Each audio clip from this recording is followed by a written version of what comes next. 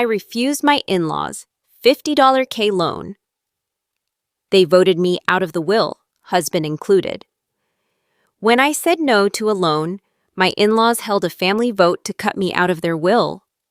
I whispered to myself, staring at the text message that had just shattered my evening. My phone screen glowed in the dim kitchen, casting shadows across the half-eaten dinner I'd cooked for me and my husband. Ethan? The message was from my sister-in-law, Ava. The family voted 4-1, you're out, don't come to Thanksgiving. My hands trembled as I read it again, the words slicing deeper each time. 4-1, Ethan's parents, his 2 sisters, and who else? My own husband? I heard the front door creak open, Ethan's familiar footsteps thudding in the hall.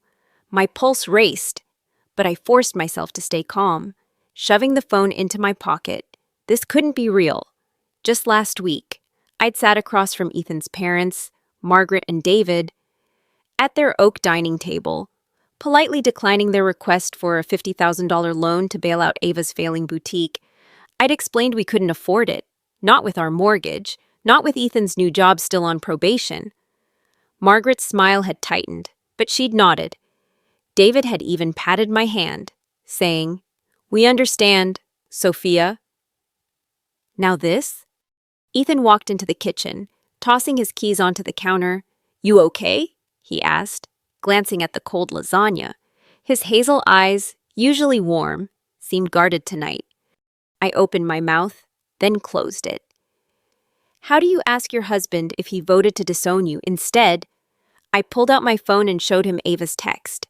His face paled, but he didn't look surprised. My stomach twisted. "Ethan," I said, my voice low. "Who was the 5th vote?" He hesitated, rubbing the back of his neck. "Sophia, it's not what you think. They're just upset. You embarrassed them." "Embarrassed them?" I snapped, my voice rising.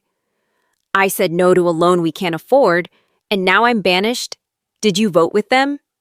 Ethan's silence was louder than any answer. He looked away, jaw tight, and in that moment, I felt the ground shift beneath me. My own husband, the man I'd built a life with for 7 years, might have betrayed me. The betrayal stung, but it was Ava's next text that burned. "If you'd just given us the money, we wouldn't have had to do this." I gripped the counter, my mind racing. This wasn't just about the loan.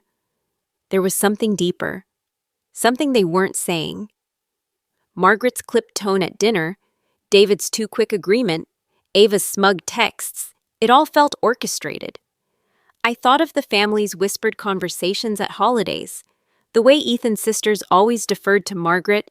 Had they been planning this, testing me? "I'm not letting this go," I said, more to myself than Ethan. My voice shook, but my resolve didn't. "They don't get to erase me because I said no." Ethan reached for my arm, but I pulled away, already mentally cataloging every conversation, every glance, every hint I'd missed. I wasn't just hurt, I was angry. And I was going to find out why they thought they could break me. The next morning, I woke to an empty bed.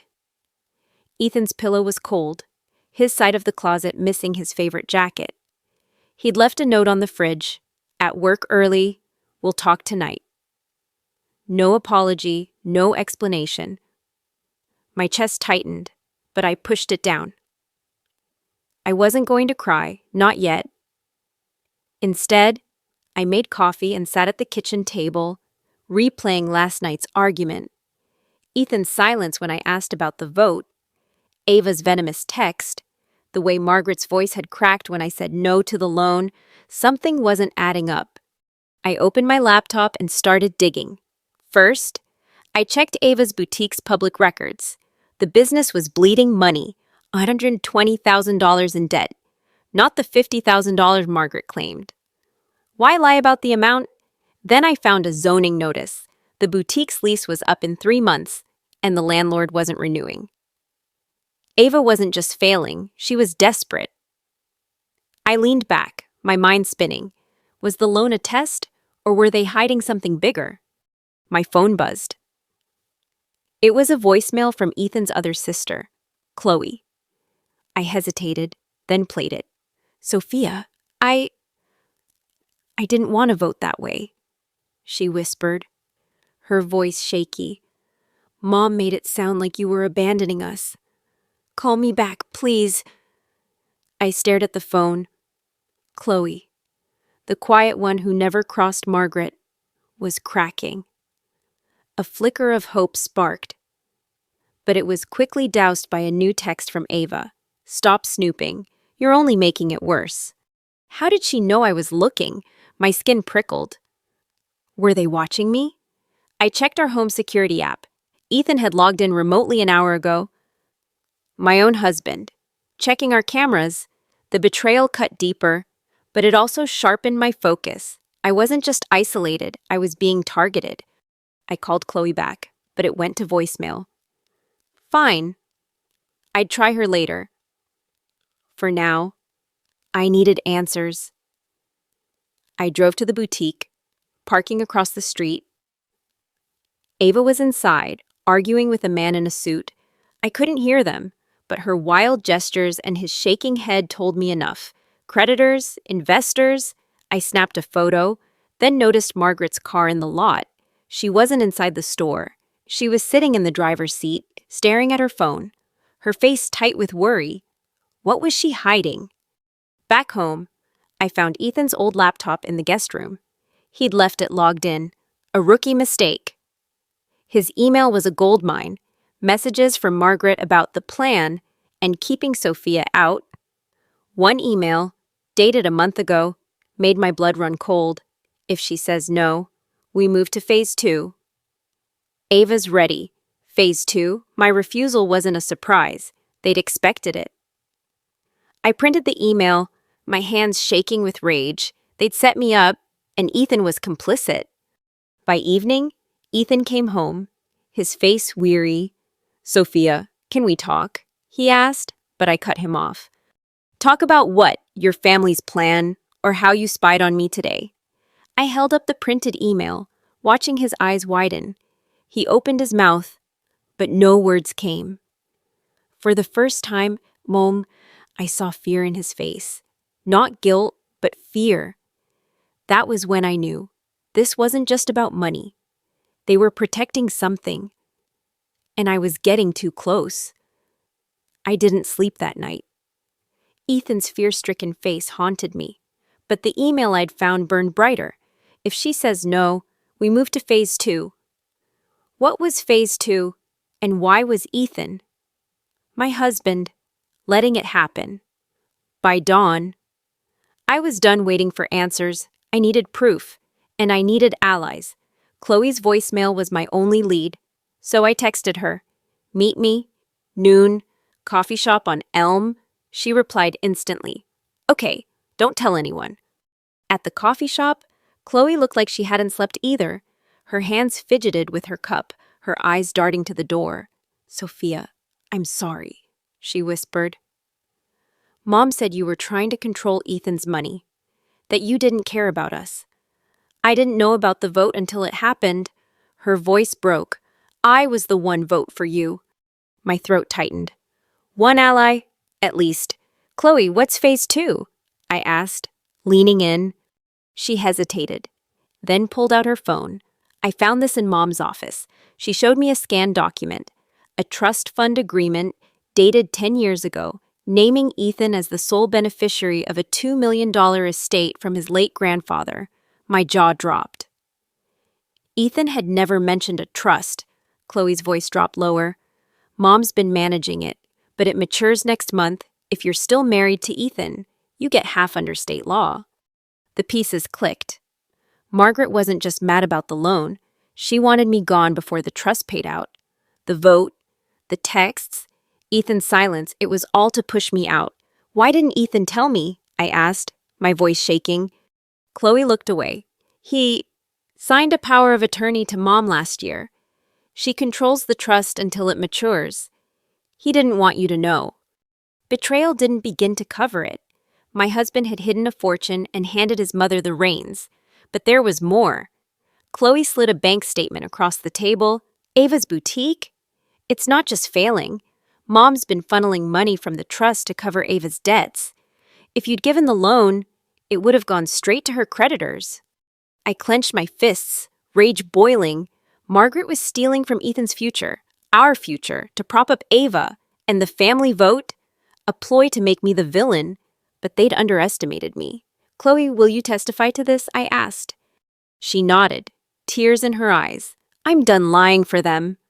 Back home, I hired a lawyer, Olivia, who specialized in family trusts. She reviewed the documents and confirmed. Margaret's actions were fraud. We can freeze the trust and sue for mismanagement, Olivia said, but you'll need Ethan to revoke the power of attorney. That's the hard part. Hard didn't cover it. Ethan was avoiding me, staying late at work, dodging my calls. I tracked him down at his office that evening, armed with the trust agreement and bank statement. Ethan, I said, cornering him in the parking lot, you've got one chance to tell me why you hid a $2 million trust from me. His face crumpled. I didn't want to lose you, he stammered. Mom said if you knew, you'd leave me for the money. I laughed, bitter and cold. And instead, you let her steal it. Sign this. I shoved a revocation form at him. Or I go public with everything. Your mother's fraud, Ava's debts, the vote, all of it. Ethan stared at the paper, his hands trembling. For the first time, I saw the man I married, scared, flawed, but maybe still salvageable. Okay, he whispered, signing. But Sophia, they'll come for you. Mom's not done. Let her come, I thought, folding the signed form. I had Chloe's testimony, Olivia's expertise, and now Ethan's signature. Tomorrow, I'd walk into Margaret's house with every scrap of proof and tear her plan apart. The next morning, I stood outside Margaret and David's house, clutching a folder with Chloe's testimony, the trust agreement, the bank statements, and Ethan's signed revocation. My lawyer, Olivia, had prepared a cease and desist letter, but I wasn't here for legal niceties. I wanted answers, and I wanted them in front of everyone. Ethan had begged me to wait, to let Olivia handle it quietly, but I was done with secrets. Margaret had orchestrated this betrayal, and I'd expose her where it hurt most, her perfect family facade. I knocked, and David opened the door, his face paling when he saw me. Sophia, this isn't a good time, he stammered, but I pushed past him. Inside, Margaret sat at the dining table with Ava and Chloe, a stack of papers between them. Ava's eyes narrowed, but Chloe looked relieved, giving me a small nod. Ethan wasn't there. He'd refused to come, saying he couldn't face his mother. Fine, I'd do this alone. Sophia, you weren't invited, Margaret said, her voice ice cold. Leave, or I'll call the police. Call them, I shot back, slamming the folder onto the table. They'll want to see this. Trust fund fraud, Margaret stealing from Ethan to bail out Ava's boutique, and a family vote to cut me out because I wouldn't play along. The room went silent, Ava's face flushed. And David sank into a chair, rubbing his temples. Margaret didn't flinch, but her hands tightened on the table. You have no proof, she said. I opened the folder, spreading the documents out. Chloe's testimony, bank statements showing your transfers, Ethan's revocation of your power of attorney. And this? I held up the email about Phase 2. You planned to push me out before the trust matured. You lied to Ethan, told him I'd leave if I knew about the money. You used him? Chloe spoke up, her voice trembling but clear. It's true. Mom, I saw you move the money. I heard you tell Ava to make Sophia look greedy. Margaret's composure cracked. You ungrateful child, she hissed at Chloe, then turned to me. You think you've won? This family was fine before you came along. Fine? I laughed, my voice raw. You manipulated your own son, bled his inheritance dry, and turned your daughters against each other. For what? Ava's failing store? I turned to Ava, who wouldn't meet my eyes. And you, threatening me to stop digging? You're as deep in this as she is. David finally spoke, his voice hoarse. Margaret, is this true? You said the trust was safe. Margaret's silence was damning.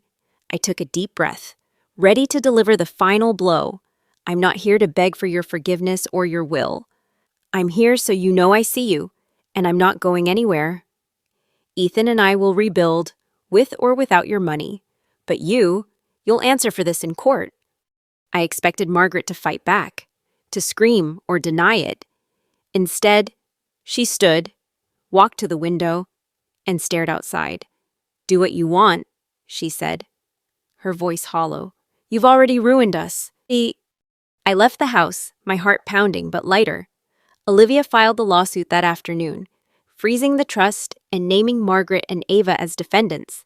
Ethan met me at home, his eyes red. I'm sorry, he said, pulling me into a hug. I should have told you everything.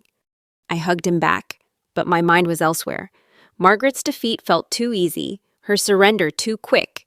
As we stood there, my phone buzzed with a text from an unknown number. You think it's over? Ask Ethan about the other account. My stomach dropped. Another secret? I looked at Ethan, his face oblivious, and realized the fight might not be done. What would you do in my place?